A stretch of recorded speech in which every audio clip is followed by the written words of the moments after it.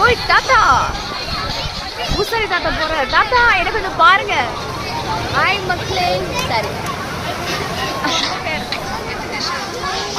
பாருங்க, கன்னியாகுமரியில இருக்கேன். அது நம்ம கடற்கரையில. கொஞ்சம் மேம் கொஞ்சம் நவரல ப்ளீஸ் மேம். நல்லா இருக்கா? திருவிழா சிலை பக்கத்துல நாடு. அவர் பக்கத்துல இறங்க முடியலன்னா கொஞ்சம் தள்ளி இருக்கேன். அது பார்க்கறதே பெரிய விஷயம். கண்டிப்பா நீங்க கன்னியாகுமரி வந்தீங்கன்னா திருவிழா சிலையை பாருங்க.